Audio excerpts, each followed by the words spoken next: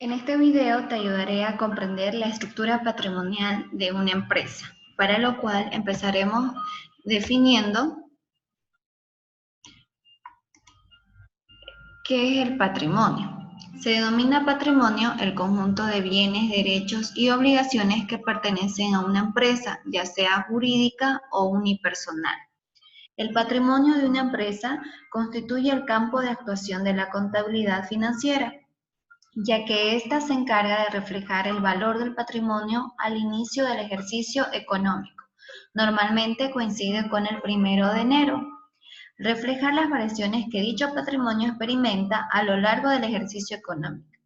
Estas variaciones se producen por las transacciones que lleva a cabo la empresa y de reflejar el valor final del patrimonio y el resultado que ha generado la empresa al cierre del ejercicio económico, que normalmente coincide con el 31 de diciembre. Las empresas que cierran al 31 de diciembre son las empresas bancarias, de seguros, comerciales, de servicios. Un dato adicional, las empresas que cierran al 31 de marzo son las empresas industriales y petroleras. Las que cierran al 30 de junio son las empresas gomeras, agrícolas, ganaderas y agroindustriales. Y las que cierran al 30 de septiembre son las empresas mineras. El patrimonio se compone de una parte positiva y otra negativa. La positiva está formada por los bienes y los derechos. La negativa recoge las obligaciones, es decir, las deudas económicas que tiene la empresa contraída con otras personas físicas o jurídicas. Desde un punto de vista cualitativo nos encontramos que son los bienes, son un conjunto de elementos tanto tangibles como intangibles. Los tangibles son las maquinarias, vehículos, muebles y enseres. Los intangibles son los programas informáticos, las patentes y otros que forman parte de la propiedad de una empresa.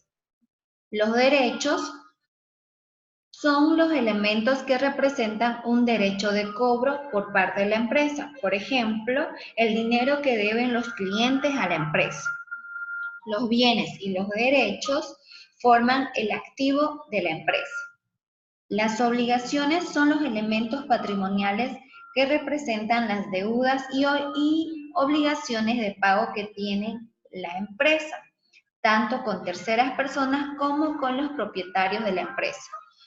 Forman el pasivo y el patrimonio neto. Un ejemplo es el dinero que debe la empresa a sus proveedores.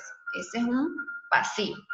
Las obligaciones de pago pueden ser exigibles cuando la empresa debe dinero a terceras personas ajenas a la empresa, o no exigibles cuando se les debe dinero a los propietarios o socios de la empresa, por lo que el pasivo se divide en pasivo exigible y pasivo no exigible. Ahora bien, las masas patrimoniales son el activo, el pasivo y el patrimonio neto, y vamos a definir cada uno de ellos. Las cuentas de activos representan todos los bienes y derechos que son de propiedad del negocio, agrupados de acuerdo a su mayor o menor grado de su disponibilidad o liquidez.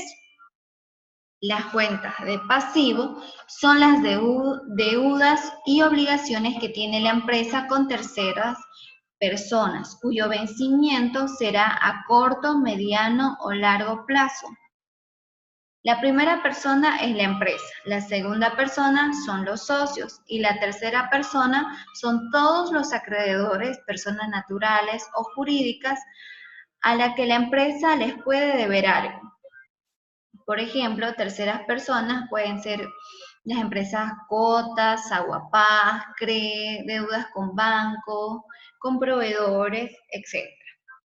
Ahora bien, las cuentas de patrimonio, el patrimonio neto, son las deudas u obligaciones que tiene la empresa con los socios, accionistas o dueños de la empresa. Es la cuota parte del negocio que corresponde al propietario o a los socios de la empresa. Constituye la diferencia entre los derechos, que son los activos, y obligaciones hacia terceros, que son los pasivos. En términos de ecuación, como podemos ver, el patrimonio neto patrimonio es igual al activo menos el pasivo. Y los activos son igual al pasivo más el patrimonio neto. Ahora bien, el balance como representación del patrimonio neto. El balance es la representación del patrimonio de una empresa. Es un estado financiero que da a conocer la riqueza de la unidad económica, es decir, muestra sus activos, que son sus bienes y derechos, las obligaciones hacia terceros, que son sus pasivos, y para con los propietarios o socios, que es su patrimonio, a una determinada fecha.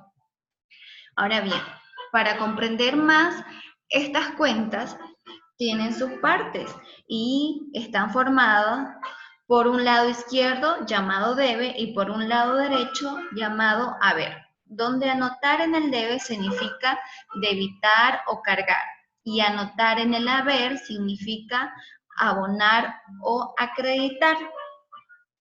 Así que en el debe se registran todos los destinos de fondos y en el haber se registran todos los orígenes de fondos. Ahora, los saldos de las cuentas son el sobrante o residuo de la diferencia entre el debe y el haber, o débitos o créditos, pudiendo ser saldo deudor si debe es mayor que el haber y saldo acreedor si el haber es mayor que el debe.